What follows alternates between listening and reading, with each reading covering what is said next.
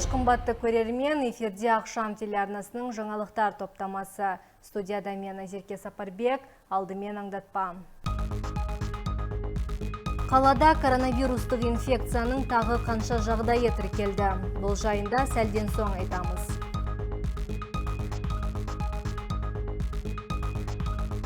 Сәтпаев қаласының әкімі жұмыспен қамтудың жол картасы бағдарламасы аясында жөндеуден өткізіліп жатқан білім беру нысандарының жұмысымен танысты.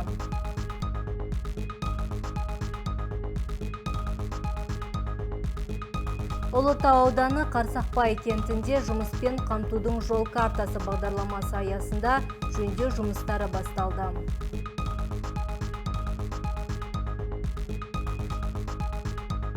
Тұрмыстық зорлық-зомбылықтан қалай құтыламыз? Сәтпаев қаласында коронавирустың тағы 17 жағдайы тіркелді. Инфекцияны жұқтырған адамдардың саны бүгінгі күні 62-ге жетті. Бұл жолғы науқастарда Жомарт кенішінде вахтамен жұмыс істейтіндер. ПЦР талдауы оларда COVID-19 барын растауда. Қазіргі уақытта барлық науқастар емделуде. Коронавирустық инфекция жағдайының тіркелуіне байланысты қаланың уәкілетті органдары аурудың одан әрі таралуын болдырмау үшін тиісті шаралар қабылдауда. Сонымен қатар науқастармен байланысқа түскен жандар анықталып, қажетті дезинфекциялық шаралар қолға алынған. Осы жағдайды ескере отырып, құрметті қала тұрғындары, сіздерден карантиндік шаралардың талаптарын сақтап, жеке бас гигиенасы мен әлеуметтік қашықтықты қатаң қадағауларыңызды сұраймыз. Кеше Сәтпаев қаласының әкімі Асқар Ыдырысов кезекті жұмыс сапарында білім беру нысандарындағы жөндеу жұмыстарының барысымен танысты. Айта кетейік, олар кенді өлкеде жұмыспен қамтудың жол картасы мемлекеттік бағдарламасын іске асыру аясында қолға алынған. Қала әкімі Асқар Абылайұлы кезекті рет тексеріс жұмыстарын ұйымдастырып, жұмыспен қамтудың жол картасы бағдарламасы бойынша ағымдағы жөндеу жүргізіліп жатқан білім беру нысандарын аралады. Номер 3 және 5 жалпы орта мектептерде мердігерлік ұйым жаңа құрылыс 2012 жауапкершілігі шектеулі серіктестігі қазірдің өзінде төбе жұмыстарын бастаған. Аталмыш оқу орындары шамамен 60 жылға жуық жұмыс істейді. Сондықтан да бұл білім ордалары сыртқы безендіруді қажет етуде. Қалалық білім бөлімінің басшысы Берік Ақышбеков бұл нысандарда шатырдан басқа қасбеттің металл жамылғысын орнатуда қарастырылғандығын тілге тиек етіп, жұмыстардың дер кезінде басталып, кесте бойынша жүріп жатқандығын жеткізді. Фасад істеледі. Объем работы текущий ремонт. Бастапқыда 23 миллион болған, 17 миллионға ұтып алды. Толық суммасы 17 миллион ба? 17 миллион. Қазір график бойынша келе жатыр. Демонтаж работы полностью бітті. Төбесін обрешеткасын қағып жатыр. После обрешетки несін материалдарын бәрін әкеліп төбеге шығарып қойды. Аталмыш бағдарлама бойынша номер 5 жалпы орта білім беретін мектепте 6 жұмыс орны құрылған. Оның 3-еуі жұмыспен қамту орталығы арқылы еңбекке орналастырылса, номер 3 мектептегі 11 жұмысшының 5-еуі қалалық жұмыспен қамту орталығы арқылы келгендер.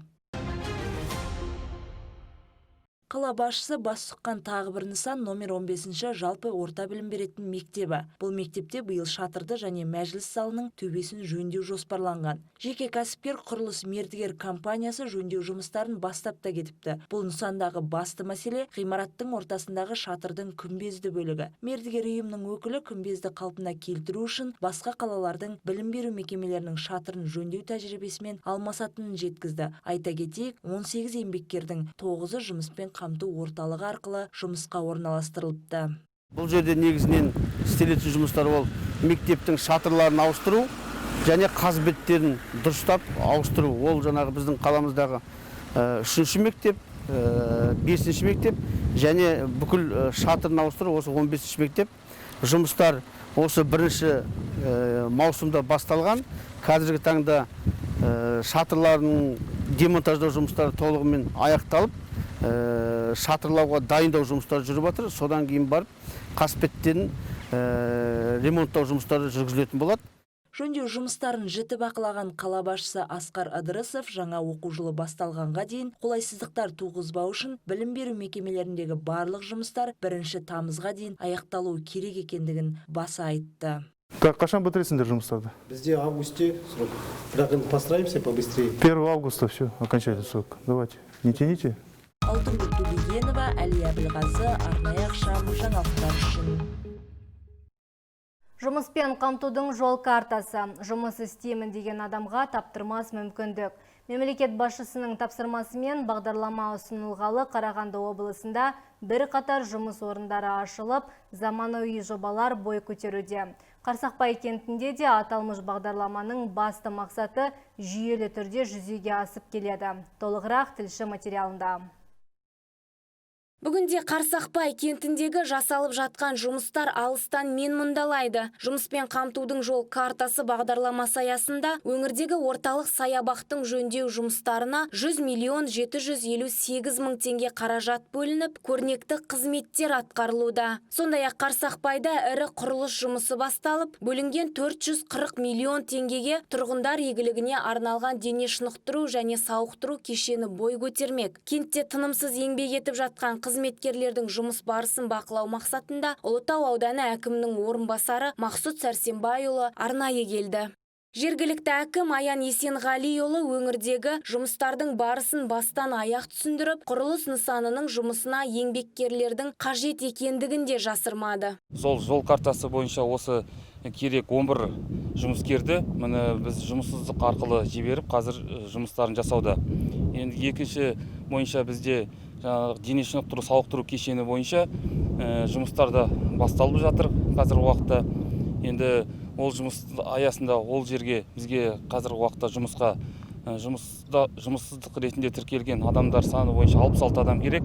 Соның бүгінгі таңда қазір 10 адамы тартылып жатыр. Ендігі алдағы уақытта 56 адам жұмысқа тартылу керек. Сондықтан құрметті жерлестер, осы кенттен көшіп кеткен тұрғындар болатын болса, жұмыссыз жүрген кісілер болатын болса, осы кентімізге келіп жұмыс жасап, осы көркеюіне атсалысуға барлықтарыңызды шақырамын. Қазіргі таңда Ұлытау ауданы Қарсақбай кентіндегі жасы 18-ден асқан жастарға мемлекеттік бағдарламаның шарапаты тиіп жатыр. Себебі жұмыспен қамтушылар аталмыш жобаларға жұмыссыз жандарды, студенттерді, алғыр жастарды шақыруды қалап отыр. Айтуларынша, бағдарламаның арқасында жастар адал еңбекпен ақша тауып, бос уақыттарын тиімді өткізбек. Сәйкесінше қоғамда түрлі қылмыстар мен құқық бұзушылықтардың да саны төмендейді деп сенеді. Айта кетейік, жұмыссыздықты азайтуға бағытталған бағдарламаға бекітілген айлық жалақы көлемі 85 мың теңге. Еркенаш Шоқан, Еркебұлан Бердібаев, арнайы ақшам жаңалықтар үшін. Отбасындағы тұрмыстық зорлық-зомбылықтың құрбандары азаймай отыр. Біздің келесі сюжетіміздің кейіпкері де зорлық-зомбылықтың құрбаны. Ол мұндай жағдайға тап болғанда қыз-келіншектердің үнсіз қалмау керек екенін айтып, күш көрсеткендер жазаға тартылса деген ойын жеткізді.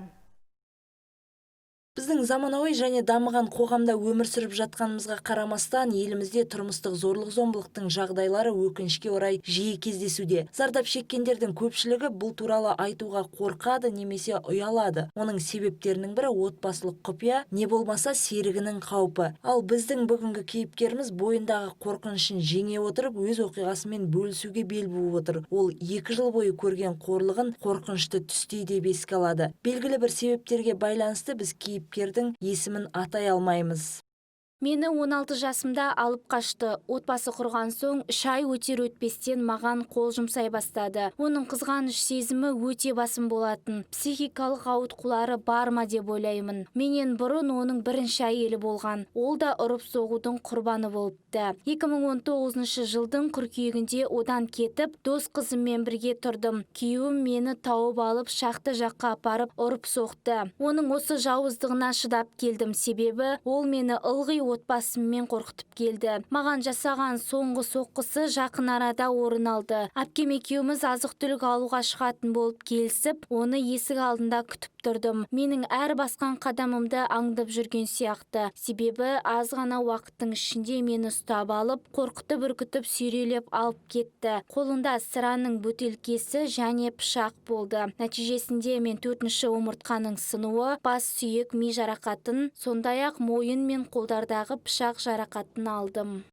Нақтылап айтсақ, қорғансыз келіншекке шабуыл 4 мамырда Жезқазған қаласының 21 мектебінің жанында болған. Куәгерлер көмектесуге қауқарсыз болыпты, өйткені шабуылдаушы оны пышақпен өлтіремін деп қорқытқан. Осы оқиғаға дейін қыз 2 рет полицияға жүгінген, бірақ кейін күйеуінің үнемі қорқытуына байланысты өтініштерін кері қайтарып алыпты.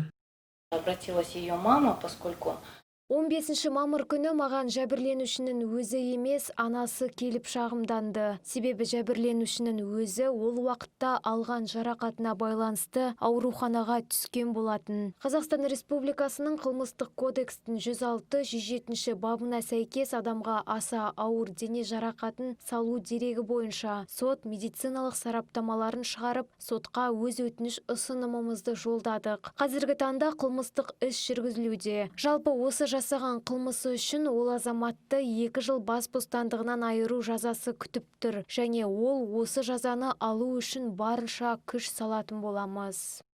Гаухар Айтжанованың айтуынша, оған көптеген әйелдер көмек сұрап жүгінген, керісінше зорлық-зомбылықтың құрбаны болған қаншама нәзік жандылардың құқық қорғау органдарына жүгінуден қорқатынын да жасырмады. Оған себеп жұбайының кек алуы, сондықтан мұндай істер сотқа сирек түседі дейді.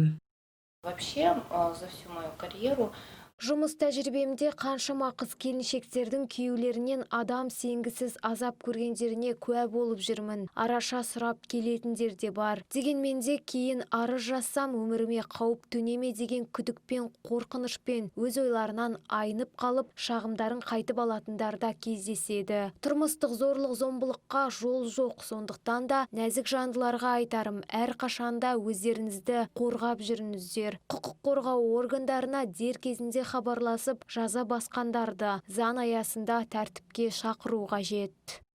Алтынгүл Төлегенова, Әли Әбілғазы, арнайы ақшам жаңалықтар үшін.